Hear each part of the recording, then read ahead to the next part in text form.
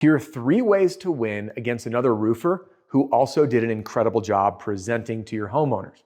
Why am I making this video? Because of a recent comment. In fact, it was this very comment. And this comment was on a video that I just did on why homeowners don't see the value. And I taught you how to create a knowledge gap and outsell competitors. Now, this gentleman said, hey, Adam, I started using the knowledge gap. It really works, but how do I win against other companies who did a great job? And it's no secret that a lot of folks are tuning in right here to this channel, which means that the information that you have is the same information that your competitor might have. But at the end of the day, it's he who execute best that wins.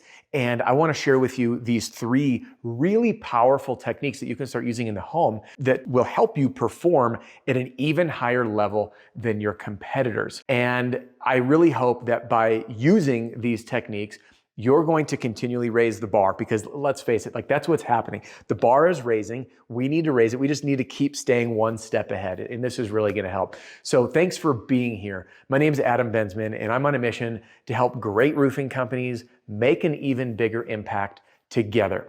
And let's get started, shall we? Roofing sales is personal development in disguise, and the reward for growth is life-changing. I hope my content helps you create a richer life and bank account. All right, there are 3 things that we can do to outsell other folks who are also doing a great job. Before I share it, I have to explain the background first. Let's talk about where we are as a society in how buying decisions are made. Now, I've been working on this concept that I call the feeling economy. And the feeling economy is how consumers' buying decisions are driven. And it's based on how we make them feel, meaning the emotional experience, and how we compare to others. So what I want you to start thinking about is rating your experience, everything that you do with that homeowner, the appointment reminders, if it is a set lead, your communication to the homeowner. If you're a sales rep, communicating personally with the homeowner, sending them a selfie saying, hey, my name's John or my name's Adam. I'm on the way. I'll see you in 5 minutes. Using really cool programs like Loom, L-O-O-M, to send a personalized video. Hey, this is Adam. I just want to let you know I'll be at your house 5 minutes early, because if you're not early, you're late. I can't wait to meet with you. If you haven't yet done it yet, read this consumer guide, blah, blah, blah. Again, these touches, everything that happens before the appointment, or if it's a self-generated lead throughout the appointment, impacts how people feel. So if I said to you, for example, you can fly any airline you want. Do you want to fly Delta, United, Southwest, or American? Go. Now, your knee jerk is going to tell me which airline you prefer. And that reason that you generally have an airline preference is because one of those airlines has treated you well and another one didn't. So one of them made you feel good and you've compared it to other airlines. Like, for example, you couldn't pay me to fly Spirit or Frontier. Like, that would have to be the absolute last option ever, or I'm not getting there, because I absolutely hate how those airlines make you feel. Meanwhile, I personally fly United. Why? I live in Colorado. Denver's a hub, and I have the most direct flights. But I also know Delta. A lot of people have great experience with Delta. But for me, like Southwest, I used to fly, and they became a total pain in the butt. They didn't make me feel very good. So again, feelings in comparison. And to go a little bit deeper, when you're choosing an airline, a cell phone carrier, or even a restaurant to eat at, we are subconsciously making these decisions based on how people made me feel and how they compare to others. And if you don't believe me, then I want to bring you through this scenario. Do you ever go out to eat with your loved one or friend or partner, like the same place on Friday nights, for example? And generally you eat the same thing, don't you? Like, you don't even need a menu. You go to that place for that dish that you love to eat. But every once in a while, they might have a special, or you're feeling like a little bold and brave. So you switch it up and you say, all right, I'm gonna try this other thing instead. And you try that other thing. And as you're taking your first bites, you're like, you're eating it. And then your partner or your friend turns to you and says, hey, how's your meal? But boom, just like that, you don't objectively say it's good or not good. You compare it. you compare it naturally without even thinking to the thing that you always get. It's not quite as good as what I always get, or it's better than what I normally get. So this comparison is a subconscious thing. I call it the comparison creature within us, and we all have that comparison creature. So tip number one is to win in the feeling economy. To win in the feeling economy, which is a combination of creating a stronger emotional experience, how you make people feel, and doing things that will outcompete or win against others. And this has really not much to do with like the technology and things, but it's how people feel in comparison. So really in this feeling economy is how can you create just such a rich, incredible human to human connection, which, believe it or not, is what people crave more and more now than ever before. Even with, we say we're connected online, but we're not. It leads to, and argue me if you want, depression and isolation, even though we have this like idea that we're connected, but we're very lonely in our digital landscape. So to have like human to human connection in someone's house is really powerful. So be a great human, express genuine curiosity of the people you serve, and have a servant's heart, because I know that like the right people that are watching this channel and who are joining me in the trenches in the roofing and solar reform alliance are people that care and are on a mission to collect thank you notes. And if you think of it that way, like I want to collect a thank you note from this homeowner, not a check. I don't want to close the deal. I want a thank you note. And a thank you note is when a homeowner pays you at the end, writes you a check and says, thank you so much for helping me through that process. That to me is the definition of winning. So tip number one is to create a very strong emotional experience and a deep human to human connection. Now, number two on the list is to offer the homeowner something that the competitor didn't. Now, this has to do with packaging. And believe it or not, in roofing, we are selling an experience. Now, surveys show that most homeowners within 60 to 90 days of getting their roof done have no idea what brand of shingle is on the roof. Whether it's conscious or otherwise, homeowners are truly buying an experience. So they don't really know what's on the roof. They're going to look at it once or twice, say that looks great, and then they're over it. But what they're concerned about is how you're going to protect their home, how it's going to be least intrusive, and is grandma's beautiful bird bath and back going to be safe? Is the dog or the kids going to get nails in their paws or playing in the playground? Are they going to get a flat tire? And are you going to damage the hot tub cover? Like that's what they care about, is the day of intrusion. And I know people challenge me like, man, it's a roof. They're competing on price. No, they're not. You can get married at a courthouse for $50, or you can throw a massive wedding like most people do, and you're going to spend $50,000. What's the difference? In experience. And the roof is very similar. So when we talk about offering someone something that the other people didn't, this can come in many forms. Here's a few for you to think about.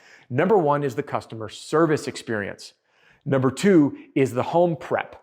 Okay, like protecting their house and how you do that. Number three is turning the most intrusive part of the process, which is the day of installation, into relaxing and beautiful. In fact, there was a member of our community of RSRA who would send flowers, and then at one point he was sending pizza, but in today's time with everyone having like food things and gluten-free and this and that, he just stopped doing it. But again, sending a gift to the house on the day of installation, like puts a smile on people's faces. So that's one thing to do. But the other thing to do is to offer things in the financing side that other people aren't.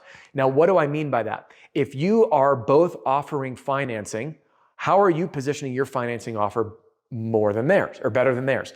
I'll give you one example in particular. If you're only offering one financing plan that's a 10-year loan, for example, or 7-year, and I know people break these into months, but it's just not how my brain works, and you say, hey, you can take advantage of our same as cash 0% financing over 12 months plan and use your tax refund to pay for this, you're helping offer something that the other person didn't. Likewise, somehow in today's time, there are some companies that are not offering financing. So if you're competing against another person that did a great job and they're at $20,000 and you're at $24,000, but they want cash and they don't offer financing, and you can get this done for $312 a month, do you want to write a $20,000 check or $321 a month or whatever the number is for your financing option that you're presenting to the homeowner? So again, offering them some sort of package that someone else isn't. So that's tip number two. Again, in reminder, it can be financing, options, packages, how it's presented, selling the experience, and doing things that other people aren't. All right, number 3, this is where we start seeing salespeople become more sophisticated. And what I say is, know what business you're in. I want you to think of it this way. You're no longer in the roofing business, you're in the finance business. And what you need to start doing is identifying problems that a homeowner might be having and converting those problems into opportunities that a roof can solve. Now, I know you might be thinking like, dude, this is crazy, this is wacko, this makes no sense. But let's get into it. You can even ask your homeowner, say, hey, Mr. Homeowner, I know this might sound like really unrelated, and I don't want to pry into your personal matters, but there's ways that we're able to help homeowners that most roofing companies don't even think about or don't offer their homeowners. So just let me know if any of this rings true, okay? By the way, you'll notice that I'm phrasing this as in I have, so it feels less accusatory. I have credit card debt. I don't want to deplete my hard-earned savings to pay for this roof.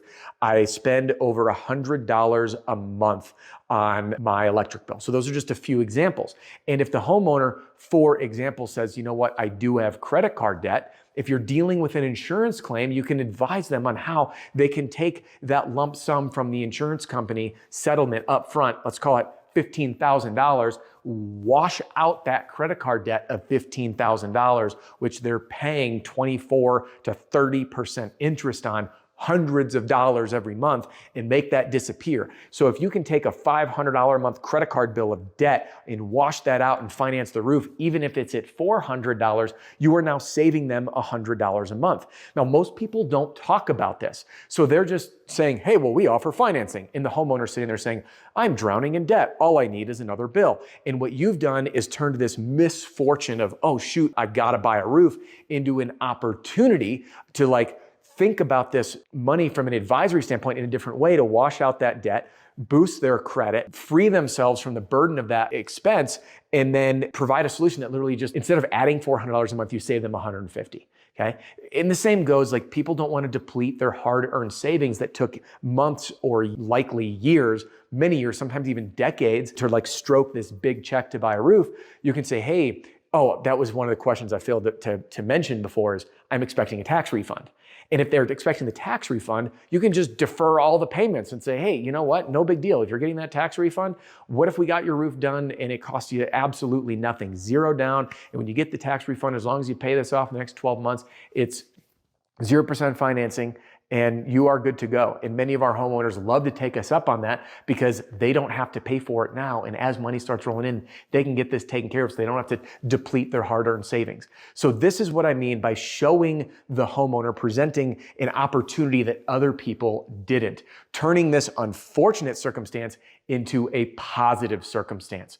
And this is what excellent and sophisticated salespeople are able to do. So thank you for the comment, by the way, and please keep them coming because they inspire videos just like this one. So now you know 3 different ways for you to outsell a competitor who's also doing a great job. Share this video with your team. Thanks for joining me. And if you want more, go to adamsfreestuff.com right now. Jump into all my free goodies. There's no catch. And I'll see you on the other side.